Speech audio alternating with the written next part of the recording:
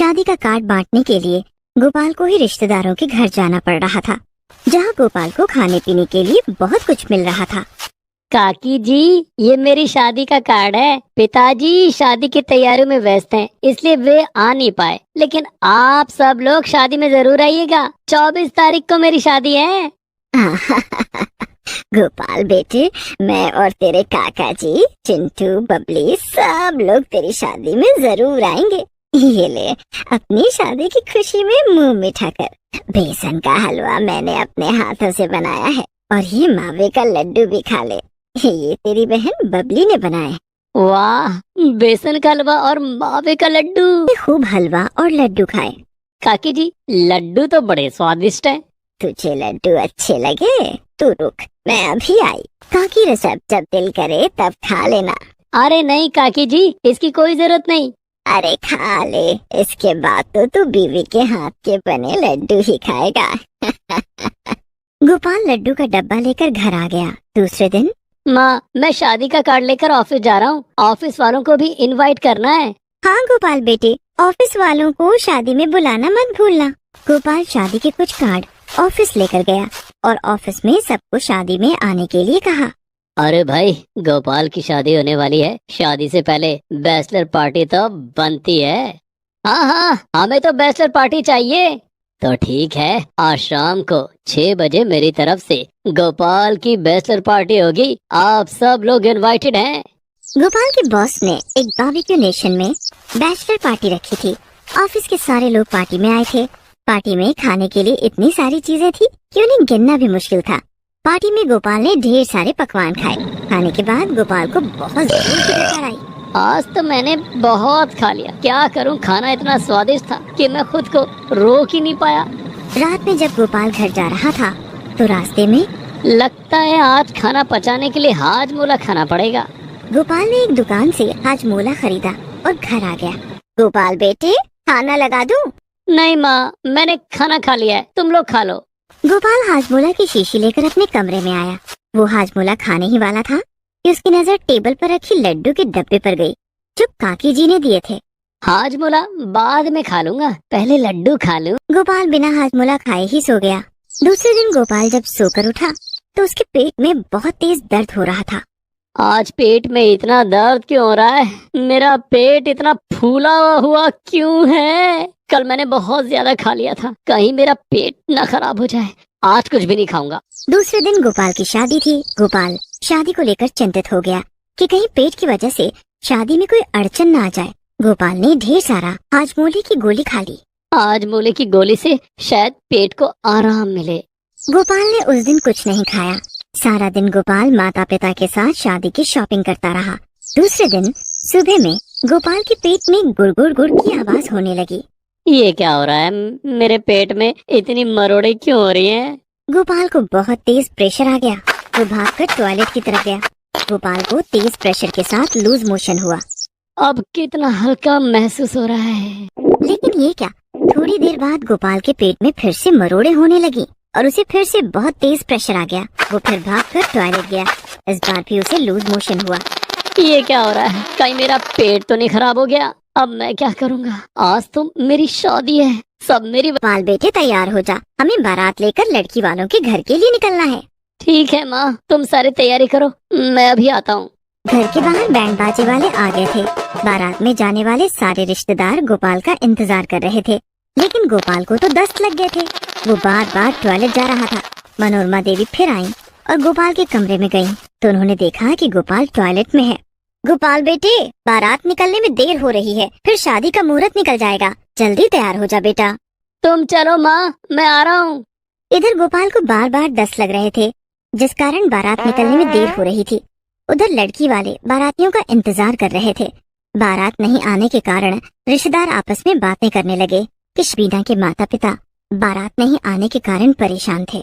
बीना के पापा अभी तक बारात नहीं आई, क्या बात हो गई? कहीं लड़के वालों की कोई डिमांड तो नहीं है? तुम चिंता मत करो बीना की माँ, मैं अभी गोपाल के माता पिता से बात करता हूँ। राजेंद्र जी ने गोपाल के पिता सुरेश को फोन किया। भाई साहब, हमसे कोई गलती हो गई तो हमें माफ कर दीजिए, लेकिन बारात लेकर आ जाइए। यहाँ हम सभी लोग बारात का इंतजार कर रहे हैं। नहीं भाई साहब, ऐसी कोई बात नहीं है। गोपाल को तैयार होने में जरा वक्त लग रहा है। तभी गोपाल दूल्हे के रूप में तैयार होकर बाहर आ गया। लीजिए भाई साहब, गोपाल आ गया। बस हम अब यहाँ से निकलने ही वाले हैं। गोपाल घोड़ी पर बैठकर बारात लेकर निकल पड़ा। एक टैबलेट मैंने अभी खा ली है, अब शायद 10 नहीं लगेंगे। अब मैं आराम से ससुराल पहुँच जाऊंगा। थोड़ी देर बाद बारात बीना के दरवाजे पर लगी। गोपाल घोड़ी से कूदकर जैसे ही नीचे उतरा, उसके पेट में फिर से तेज मरोड़े होने लगी। ये क्या हो रहा है यार, अब मैं यहाँ कैसे टॉयलेट जाऊंगा। बीना की माँ गोपाल की आरती उतार रही थी, लेकिन गोपाल के चेहरे का रंग ही उड़ गया था। गोपाल को परेशान देखकर बीना की माँ मंजुला ने कहा, क्या बात है दामाद जी, आप कुछ नाराज लग रहे हैं। अगर आपके स्वागत में हमारी तरफ से कुछ कमी रह गई हो तो हमें माफ कर दीजिए।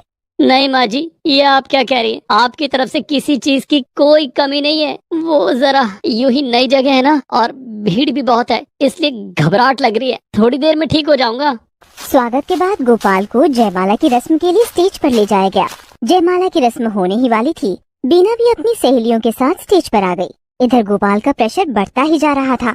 उफ, क्या करूं यार, अब कंट्रोल नहीं हो रहा है। इतने लोगों के सामने कहीं मेरी शेरवानी में पॉटी ना निकल जाए।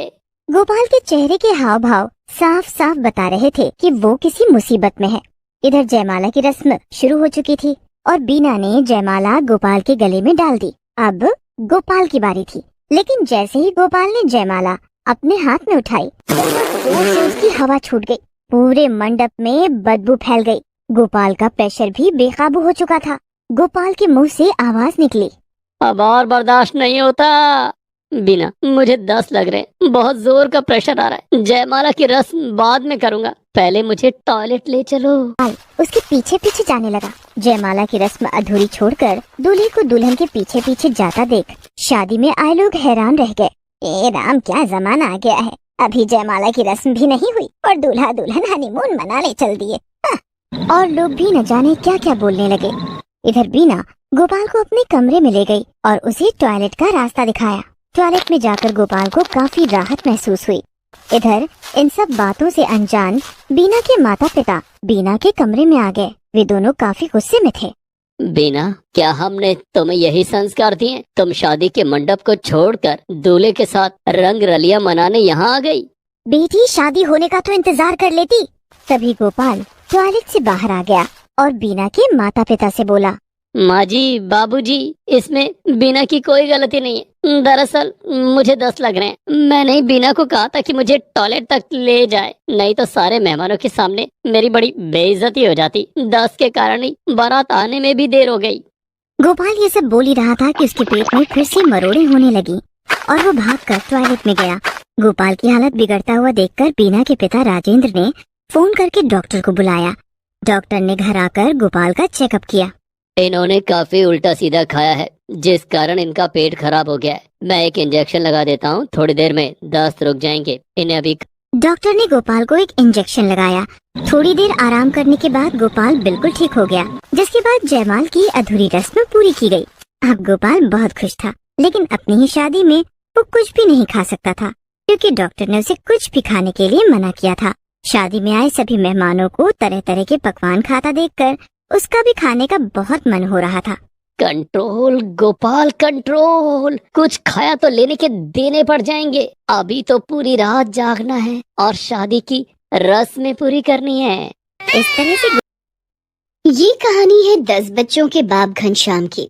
10-10 बच्चों को पालना घनश्याम के लिए बहुत मुश्किल था, लेकिन एक दिन घनश्याम को कोई ऐसी चीज मिली जिसने उसकी सारी मुश्किलें आसान कर दी।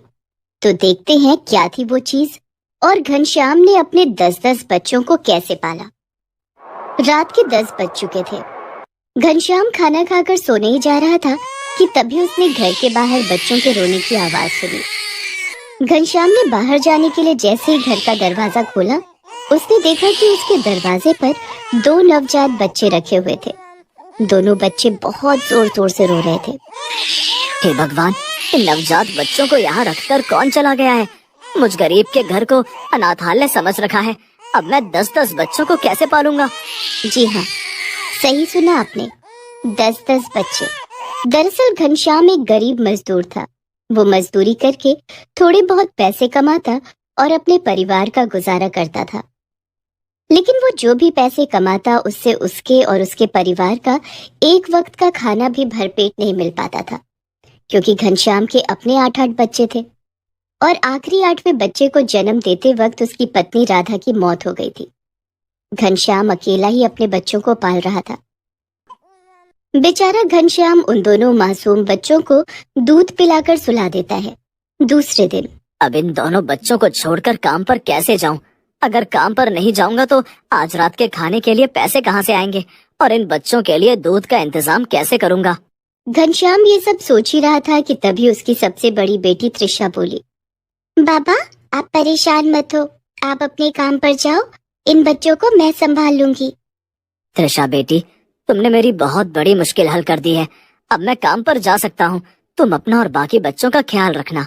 12 साल की त्रिशा घनश्याम की सबसे बड़ी बेटी थी। घनश्याम जब काम पर जाता तब त्रिशा ही सब बच्चों का ध्यान रखती, लेकिन आज तो उसे उन दोनों नवजात शिशुओं का भी ध्यान रखना था। लेकिन त्रिशा ने अपनी जिम्मेदारी बहुत अच्छे से पूरी की। शाम को जब घनश्याम घर लौटा, बाबा मैंने उन दोनों बच्चों को दूध पिला दिया था और सब बच्चों को खाना भी खिला दिया था, लेकिन अब दूध खत्म हो गया है। अब हम रात में उन दोनों बच्चों को दूध कैसे पिलाएंगे? काश मेरे पास कोई जादू होता तो मैं उस जादू से इन सब बच्चों को भरपेट खाना खिला पाता। घनश्याम त्रिशा से कहता है, त्रिशा बेटी, मैं थोड़ा आटा और दाल ले आता हूँ और दूध भी लेकर आऊंगा। तुम सबके लिए खाना बनाना, लेकिन मेरा खाना मत बनाना। क्यों बाबा, आपके लिए खाना क्यों न बनाऊं? वो बेटी, आज मेरे पेट में दर्द है, मुझे भूख नहीं है। ऐसा कहकर घनश्याम राशन लाने के लिए घर से बाहर निकल गया। लेकिन त्रिशा सब समझती थी। हम सब भूखे ना रह जाएं, इसलिए बाबा आज खाना नहीं खाएंगे, लेकिन मैं बाबा को भूखा नहीं सोने दूंगी। उधर घनश्याम ने अपने हिस्से का राशन बचाकर उन्हीं पैसों से दूध खरीद लिया। त्रिशा ने सबके लिए खाना बनाया और खुद एक रोटी कम खाकर घनश्याम को एक रोटी खिलाई। बाबा आज मेरे पेट में भी दर्द है, इसलिए मैं एक ही रोटी खाऊंगी, एक रोटी आप खा लो। मेरी बच्ची मुझसे झूठ बोलने लगी है। आपसे ही सीखा है बाबा। जिस तरह आप हम सभी बच्चों को भूखा नहीं रख सकते, उसी तरह हम भी आपको भूखा नहीं रहने देंगे। त्रिशा की बातें सुनकर घनश्याम की आंखों में आंसू आ गए। घनश्याम को जिस दिन अच्छे पैसे मिलते उस दिन वो खाना खाता, और जिस दिन उसे कम पैसे मिलते उस दिन वो खुद भूखा ही रह जाता। लेकिन अपने 10-10 बच्चों को वो कभी भूखा नहीं सोने देता। एक दिन घनश्याम रोज की तरह मजदूरी का काम ढूंढने के लिए सुबह सुबह घर से निकला। वो सड़क के किनारे किनारे चल रहा था कि तभी उसके पैर से कोई चीज टकराई। उसने देखा तो वो एक घड़ी थी जो बिल्कुल नई लग रही थी।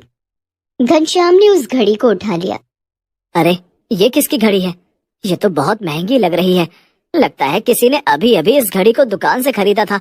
लेकिन मैं कैसे पता करूं कि इस घड़ी का मालिक कौन है? यहाँ तो आसपास कोई भी नहीं है। इसे बेच देता हूँ, इससे मुझे आज अच्छे पैसे मिल जाएंगे और तब तक इसे पहन लेता हूँ। ऐसा सोचकर घनश्याम ने उस घड़ी को पहन लिया और सड़क के किनारे किनारे चलने लगा। थोड़ी दूर चलने पर उसे अपने सामने से एक आदमी आता हुआ दिखाई दिया और वो आदमी घनश्याम को धक्का मारते हुए निकल गया। अरे ये तो मुझे धक्का मारकर चला गया। क्या इसे मैं दिखाई नहीं दे रहा था? घनश्याम ने उस आदमी को आवाज लगाई, लेकिन उस आदमी ने पीछे मुड़कर भी नहीं देखा। तभी घनश्याम को एक और आदमी ने धक्का मारा और उसके सामने से निकल गया। घनश्याम सोचने लगा, क्या ये लोग अंधे हो गए हैं या फिर मैं ही किसी को दिखाई नहीं दे रहा हूँ? ऐसा सोचकर घनश्याम एक घड़ी की दुकान पर गया और दुकानदार से बोला, अरे भाई साहब, मैं अपनी घड़ी बेचना चाहता हूँ। लेकिन दुकानदार ने घनश्याम की बात का कोई जवाब नहीं दिया। तब घनश्याम ने सोचा कि मैं तो इसके सामने ही खड़ा हूँ, लेकिन दुकानदार फिर भी मेरी बात का जवाब नहीं दे रहा है। तब घनश्याम ने अपनी घड़ी उतारी और दुकानदार की आंखों के सामने ले गया और उसे घड़ी दिखाने लगा। तभी अचानक दुकानदार घबरा गया और बोला, तुम कौन हो और दुकान के अंदर कब आए? मैंने तुम्हें अंदर आते हुए नहीं देखा। तो ये सब इस जादुई घड़ी का कमाल है। इसे पहनते ही मैं किसी को दिखाई देना बंद हो जाता हूँ और इसे उतारते ही मैं सबको दिखाई देने लगता हूँ। ये घड़ी तो मेरे बहुत काम आ सकती है। नहीं नहीं, मैं ऐसे नहीं बेचूंगा। इनकी मदद से मैं अपने बच्चों को भरपेट खाना खिला सकता हूँ। और घनश्याम ने वो घड़ी पहन ली, जिसके बाद वो लोगों को दिखना बंद हो गया।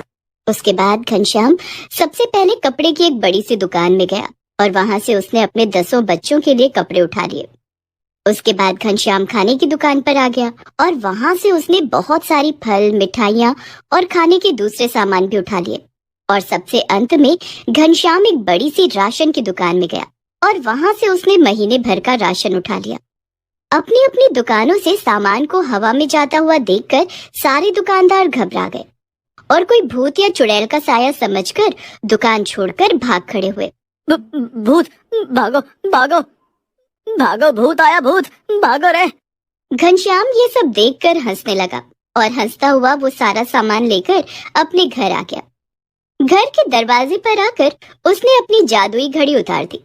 घनश्याम को इतने सारे कपड़े, मिठाइयाँ और खाने के सामान के साथ देखकर उसके 10 बच्चे बहुत खुश हुए। अरे बाबा तो आज बहुत सारी मिठाई लाए हैं, तुम भी खाओ ना बाबा। मैं तो ढेर सारे फल खाऊंगा, मैंने कभी इतने सारे फल नहीं देखे। आज सबने पेट भरकर खाना खाया और सो गए। रात में सोते समय घनश्याम सोचने लगा, आज का दिन तो अच्छा निकल गया, लेकिन ये काम रोज रोज नहीं कर सकता। लोगों को शक हो जाएगा और मैं एक ना एक दिन जरूर पकड़ा जाऊंगा, इसलिए मुझे कुछ और काम करना होगा। ये सब सोचते सोचते घनश्याम की आंख लग गई। घनश्याम ने महीने भर का राशन तो घर में जमा कर लिया था, इसलिए महीने भर उसे काम की कोई चिंता नहीं थी। वो रोज सुबह अपनी जादुई घड़ी पहनकर घर से बाहर निकल जाता और लोगों की मदद करता। कभी वो किसी दुकान से चोरी करते हुए चोरों को पकड़ लेता, तो कभी किसी गरीब, बेसहारा और बुजुर्गों की मदद करता। इस तरह से घनश्याम भलाई का काम करता। पूरे शहर में गायब के नाम से घनश्याम की चर्चा हो रही थी। एक बार तो घनश्याम ने एक बैंक में डाका डालते हुए डकैतों को रंगे हाथों पकड़ लिया और उन्हें रस्सी से बांधकर पुलिस के हवाले कर दिया। इस तरह से घनश्याम ने बैंक के पैसे भी लुटने से बचा लिए और बैंक कर्मियों की जान भी बचा ली। ये सब देखकर पुलिस ने कहा, तुम जो कोई भी हो, तुमने हमारी बहुत मदद की है, तुम्हें सरकार की तरफ से इनाम दिया जाएगा, इसलिए अब तुम्हें हमारे सामने आना होगा। ये सुनकर घनश्याम ने अपनी जादुई घड़ी उतार दी और पुलिस के सामने आ गया। घनश्याम को देखकर सब लोग बहुत खुश हुए। तुम्हारा बहुत बहुत धन्यवाद। तुम नहीं जानते कि आज तुमने हमारी कितनी बड़ी मदद की है। इन डकैतों को पकड़ने के लिए कई महीनों से हमारी स्पेशल टीम लगी हुई थी, लेकिन हम फिर भी इन्हें नहीं पकड़ पाए। तुमने इन डकैतों को पकड़ लिया है, इसलिए तुम्हें सरकार की तरफ से 50,000 रुपए का इनाम दिया जाएगा और साथ में एक सरकारी नौकरी भी दी जाएगी। बहुत बहुत भी नहीं खिला पाता था, मैं चाहता तो अपनी शक्ति से कहीं से भी पैसे ले आता, लेकिन मैं अपने बच्चों को ईमानदारी की रोटी खिलाना चाहता हूँ और उन्हें ईमानदारी से जीना सिखाना चाहता हूँ। मैंने जिस जिस दुकानों से कपड़े और खाने के सामान उठाए थे, मैं अब उन सबको उनके पैसे वापस कर दूंगा। बहुत खूब, हमें तुम्हारी ईमानदारी पर गर्व है। और कुछ ही दिनों के बाद घनश्याम को सरकार की तरफ से 50,000 रुपए का चेक दिया गया और साथ ही उसी बैंक में गार्ड की नौकरी भी दी गई।